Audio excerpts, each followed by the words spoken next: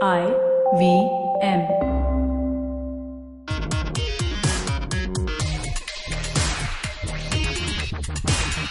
Hello and welcome to Simblified, the podcast that takes something foreign and adds very basic subtitles to it to make it intelligible to a new audience. Our value is not so much in quality as it is in effort. It's more like a diet coke along with a meal. You can supplement it with cheeseburger and fries or a healthy meal with proteins and greens. I am Tony and I'm joined by Naren. Say hi, Naren. Hi, Tony. And yeah, happy to be here. And very good, succinct explanation of a simplification of what Simplified actually does. So, Yeah. welcome to the show. Since we last spoke, Naren, our lives have changed drastically. I've moved from Bombay to Kerala, at least for a month. And I'm back in my original study room from school days. I wish this was a video podcast because now I finally got a bookcase background. Yeah. I mean, you go through the trouble and expenses of acquiring a zoomable background and doing an audio. Terrible. Yeah, we have to put it in the illustration, I think. But Naren, your life has also drastically changed because now you're binge watching something called Fabulous Lives of Bollywood Wives. Oh man, I have to tell you about this. Yeah. So there is this series on Netflix called Fabulous Lives of Bollywood Wives, which is absolute nonsense. It tracks four people who are married to Bollywood personalities. And one of them actually is, married to someone who's married to a Bollywood person. She is the Bollywood personality herself, actually. And the way they talk and the pretentiousness and it's so bad, it's good. My wife is a fan of all things Bollywood. And she finds it ridiculous. So, yeah, it is so bad. It's good. Could also be a subtitle for Simplified, which we haven't done in a while.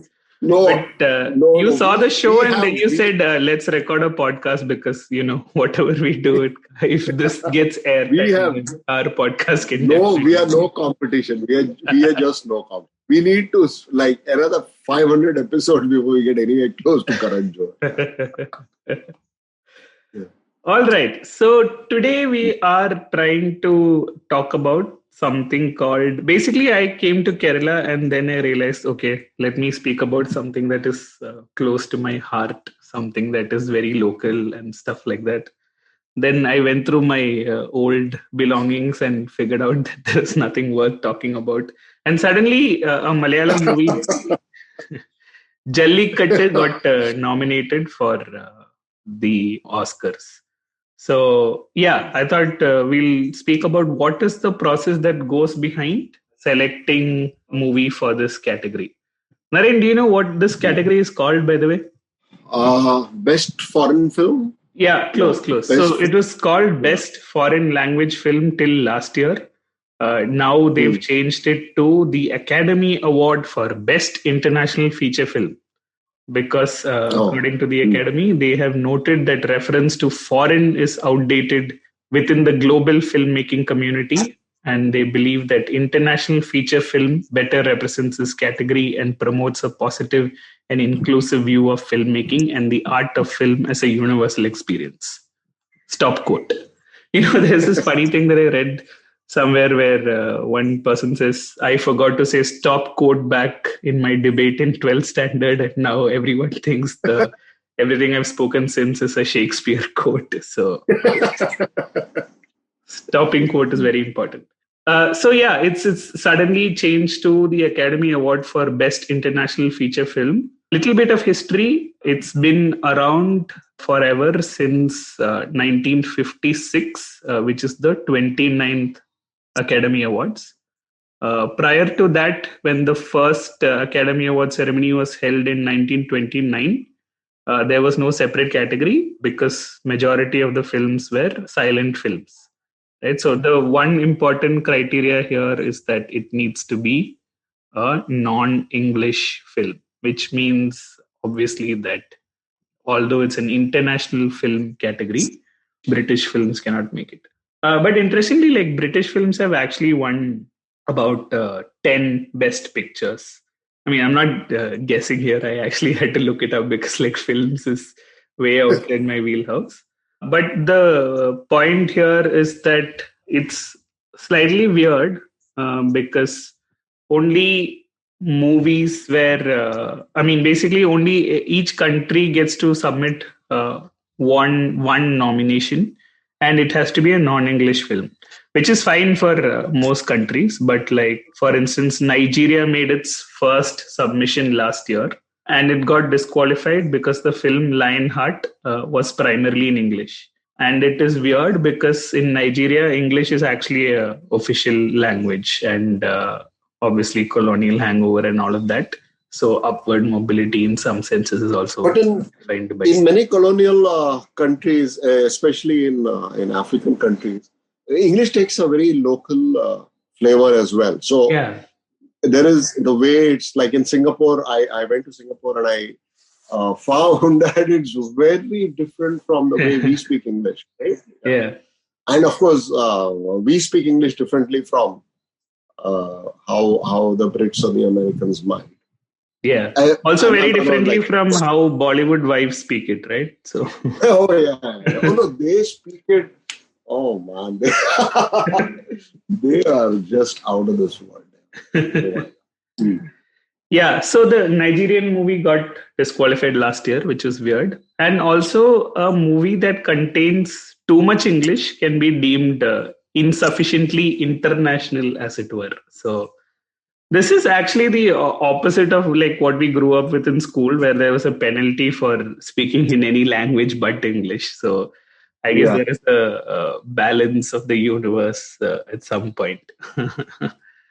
So when we were growing up, there were my mother tongue is Konkani, right? Yeah. And there are two kinds of Konkani. So one is the regular run of the mill Konkani like me, and one of the super privileged Konkanis. Konkanis are generally privileged, but among them there are Konkanis whose parents are in the ICS and their grandparents were in the ICS and they studied in Eton and Oxford, and they continue to speak Konkani with like about homeopathic rates of Konkani words in that. So it's Konkani, but it's so much English that I had a few relatives. Love that. Yeah. So coming back to the point. Yeah, Academy also looks down on it where there is too much English.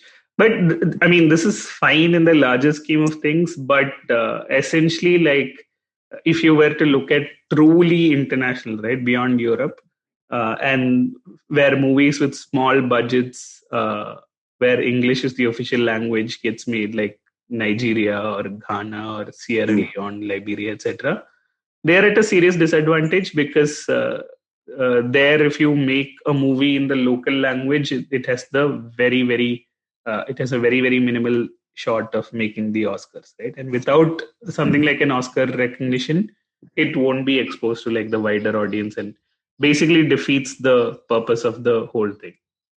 So I told you British movies have won like 10 best pictures, not in this particular category, but can you guess which are the countries with the maximum number of Academy Awards for international feature film? France? Yeah, good guess. France is actually number 2, and they have they've won it 12 times and they've been nominated 40 times. But number 1 is another country. Germany? No. It's Italy. Italy has 14 winning films and 31 nominated films. So I think we should explain the difference between nominated and submitted. So in this category, each country gets to submit one film. And then there is a process of nomination, which is done by the Academy itself, right? And only if it makes the nomination does it have any shot of winning, right? So in India, we've always made, I think we've made about 50 submissions since the thing was instated. Since 1984, actually, we've submitted in every year except in 2003 when the selection committee decided that none of the movies were good enough to win this category. So like and Fabulous Lives of Bollywood Wife wasn't made yet. This is true. This is true. But among the 50 submissions we've made, do you know how many times we've actually made a nomination with a realistic shot of winning this? I know maybe 4 or 5. Yeah. Can you name any of them? I know one for sure. That is Mother India. That is. Yeah. Now it's way back. It's like 50s. Yeah. Like, Mother India was actually the first submission we made, but it didn't make a nomination. It wasn't nominated? No, it wasn't nominated. Oh. So now what was Salam Bombay, I think. Okay. Salam Bombay was there. And Gandhi wouldn't count as an Indian. Salam Bombay, you got right. Okay, actually, I'm sorry. Mother India also made a nomination. Mm-hmm. And the third one is more in my generation. This you should be able to guess. This is a cricket-based movie. Oh, Lagan. Yeah. I remember. Lagan, yes. I thought it was a rotten movie, but it made it to the nomination. Yeah. And interestingly, so this is something that I picked up from India Wants to Know, which is like a very nice quiz series that they do on the weekends. Amir Khan basically said he is clean shaven in the movie, right? But the movie is set in like extremely times of drought and stuff like that. So he's like, who is shaving at this point? My character should have some facial hair. But apparently aesthetics of the time prevailed and he was portrayed as a clean-shaven guy. And that was the last movie to be nominated. So amongst the 50 nominations, we've made it only thrice, which speaks to what... I'm surprised. There are no Satyajit Ray movies in that. Yeah, amazing. So again, trivia time. Who is the person? Who is the Indian to have had the most number of nominations in this category?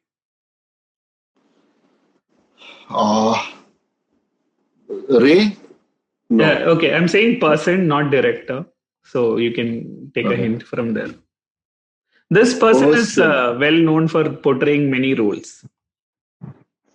You can also guess at home or in the pot or in your car or washing dishes or wherever you are. No, I give up. It's Kamala Hassan who has a mixture of actor, producer, director nominations. He has the most, which I think is 7, followed by Amir Khan, who has 4 as an actor and 3 as a producer, and a total of 5. But in the directorial category, you're absolutely right. It is Satyajit Ray, and his movies have been nominated or proposed 3 times in this category, but never been nominated.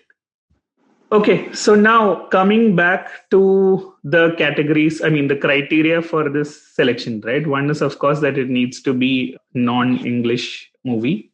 The second is that there is only supposed to be 1 submission per country, right? And the officials from the country need to choose that, right? Which means there is a certain amount of arbitrariness in there as well, right? Because last year, let's face it, our submission was Gully Boy. So it is very dependent on... It was a nice movie, but it wasn't... It was nice. I actually saw the movie. We all saw the movie, but the point is that imagine like a Academy person watching this is like the best submission from the most population dense country in the world, right? And saying, okay, you basically ripped off Western culture and appropriated it into local this thing.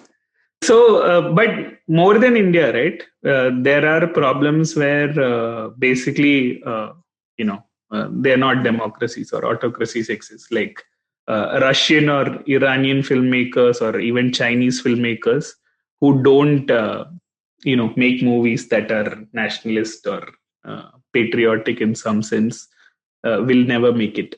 For instance, the Iranian director Jafar Panahi was basically one of the persons who has had his movies nominated to like the Cannes Festival and all that, but never to the Oscars because basically the country gets to pick it.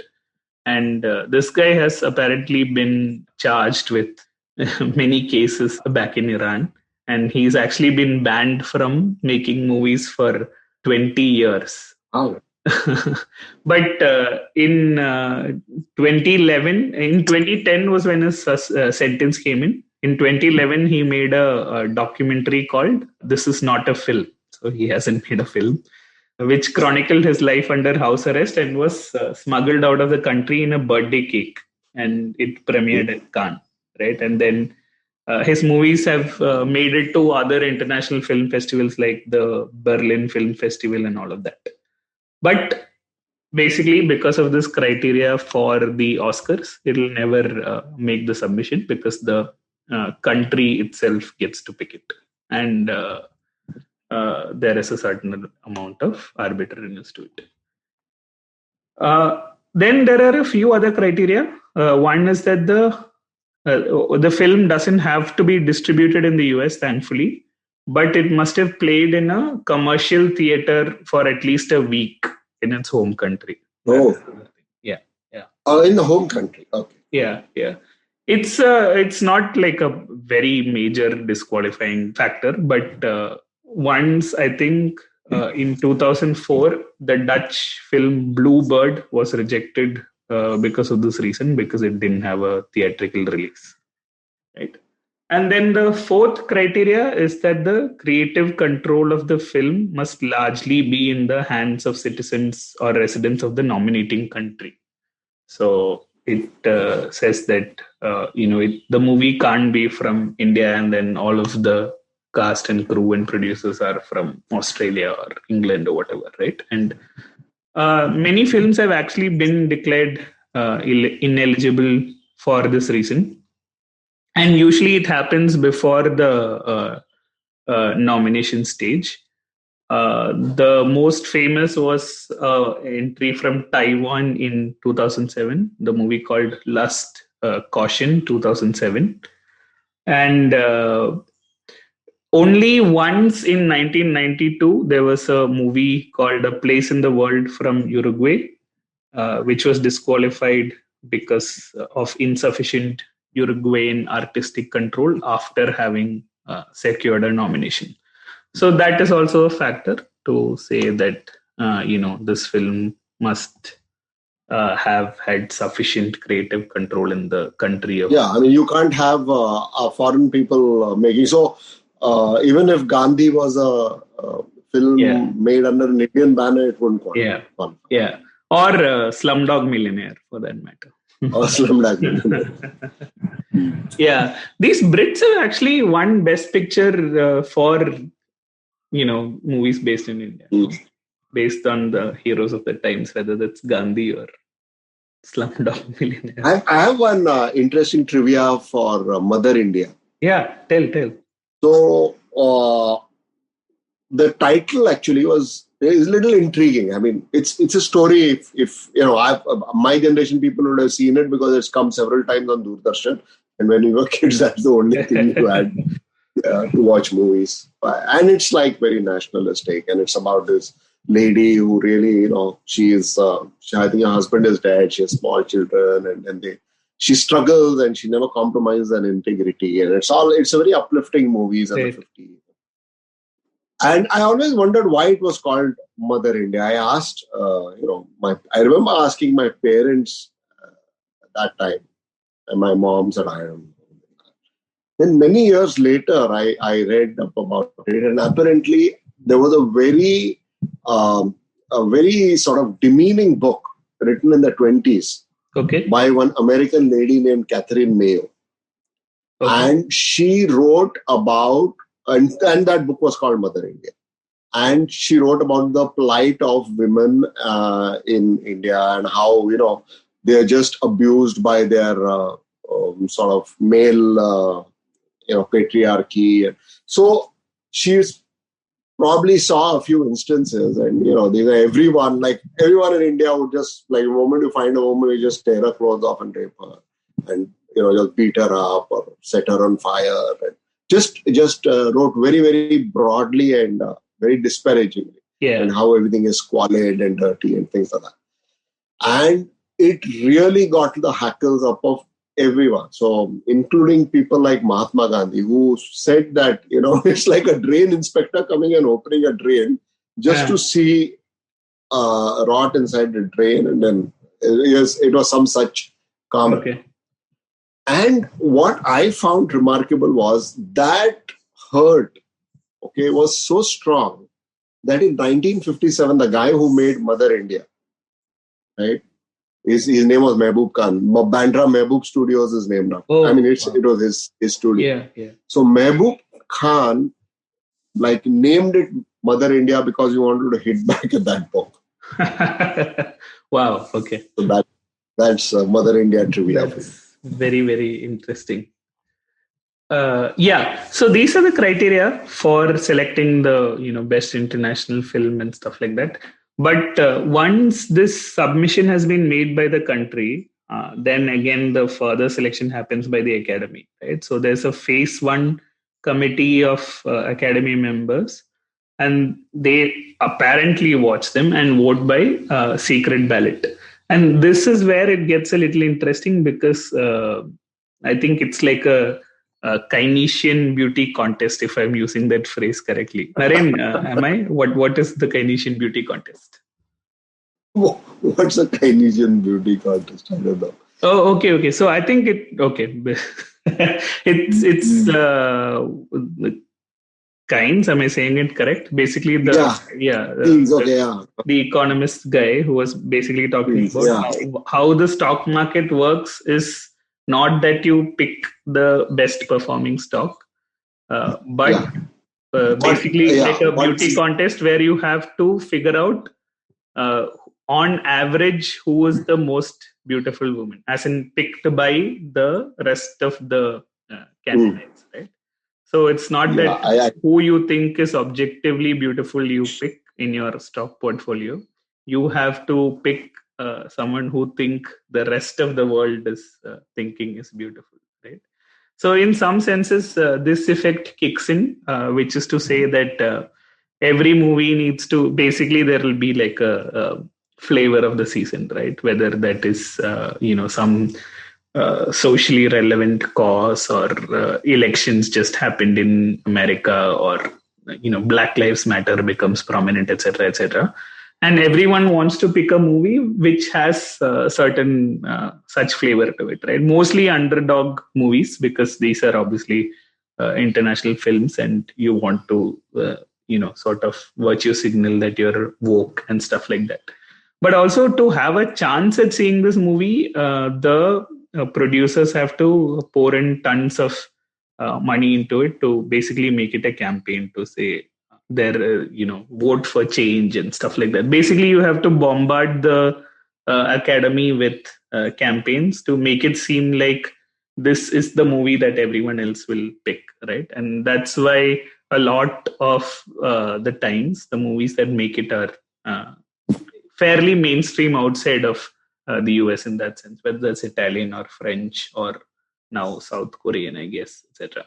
So after this phase 1 by secret ballot, a shortlist of 10 films is announced, consisting of this committee's top 7 movies and then 3 more which are added by the Academy's International Feature Film Award Executive Committee.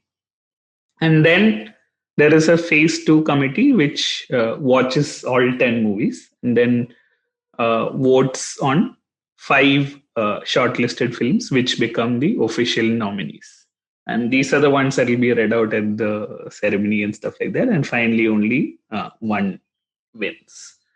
So that is the process. And this year, our entry is Jallikkattu, which is the third Malayalam movie to make it after Guru and Adaminde Magan Abu. Right. So Jallikkattu is actually quite funny for an Indian nomination. I don't know. Have you seen the movie? I've heard about it. I Yeah. haven't seen it, but I've heard about the movie. What do you think it's about? It's about this. I thought it was a Tamil movie, though. No. That's the whole point. Right? Okay, first of all, it's on Amazon Prime, and I think you should watch it. Yeah. Secondly, it's made by this guy called Lijojo Spellisheri from Kerala, who's like a director who doesn't give any fucks, right? Like he does what he wants. I think in dances to his own beat. Yeah, 2014 or 2015, he made a like very, very trippy, weird movie called Double Barrel, which if you don't watch stoned, you won't find it funny, right? Like, and it was way ahead of his time, and everybody universally panned it. And he said, "Sorry, guys, no plans to impress. I continue. I will be who I am. I don't care." So the thing is, his movies usually get a lot of critical acclaim in India as well as abroad.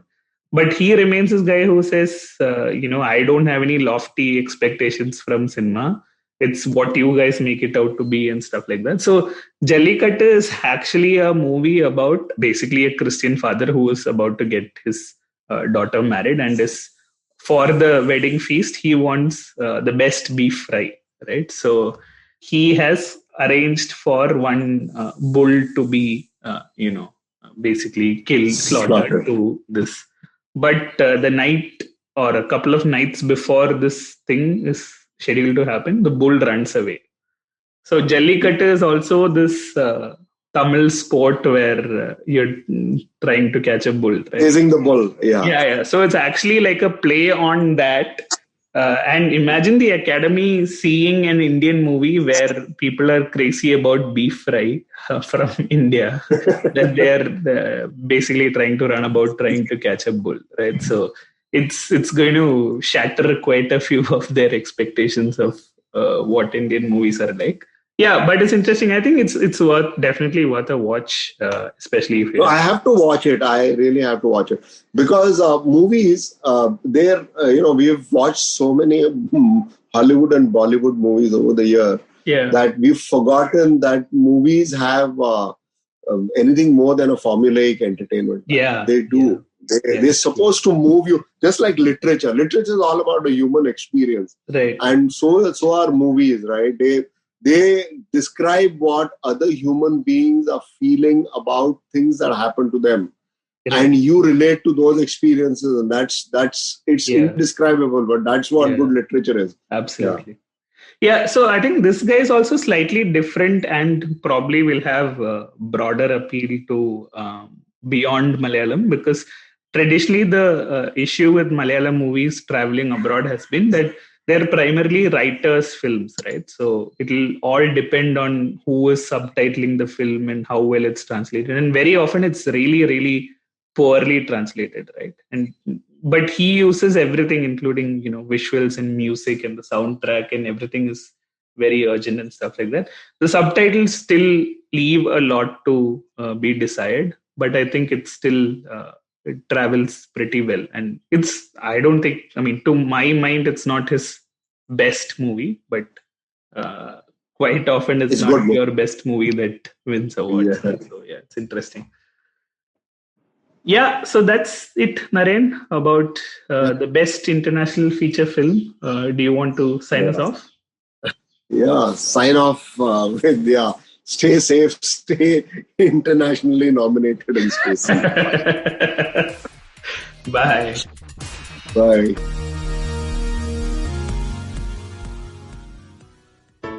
I hope you enjoyed that show. If you aren't following us on social media, please do. We're IVM Podcasts on Twitter, Facebook, and Instagram. It's been an absolutely incredible week on the network. We had so many great guests, so many great episodes. Advertising is dead. We had Faye D'Souza on. Varun took a break for 4 weeks, but what a bang he's back with. Siddharth Deshmukh celebrates the 100th episode of The Traveling Professor. It is an amazing show which I cannot say enough good things about. Please do listen to it. And a different Siddharth on the network, Siddharth Bhatia. He's just been absolutely guest after guest, right? This week, Zoya Akhtar talking about Gully Boy. I couldn't imagine a more interesting conversation. Ragini Kumar is on 2 different episodes this week. She is on Cyrus Says and she is on Edges and Sledges, both in anticipation of her new show, Zindagi Diaries. Do check out her appearance on both of those shows and her new show as well. Tanvi and Shlok, the Millennial Athlete, had a phenomenal episode with Dinesh Karthik and Abhishek Nair. Absolutely riveting stuff, talking about mentorship in many different ways. Definitely do give that a listen. And finally, I have a request to all of you. We have our listener survey going out this week. Every year we send out a listener survey at the end of the year. We're doing it again this year. And we would really appreciate your help in letting us know a little bit more about yourself. Our advertisers are really keen to find out who is listening to us and more about them. Anything that you could do is kept anonymously, and we would really appreciate your help in this. And to sweeten the pot just a little bit, we'll be giving a randomly selected group of participants in the survey some IBM swag. Last year we gave out coffee mugs. What we're going to give out this year is still a surprise. So please do help us out. Would really appreciate that. And with that, I hope to see you again next week. Whether you're an established sports person or a budding one, or simply a sports enthusiast, join us, Tanvi and Shlok. We are 2 passionate pro badminton players talking policy, mindset and everything sport. So tune in to the Millennial Athlete every Monday. Only on the IVM Podcast Network. Trust us, it's gonna be lit.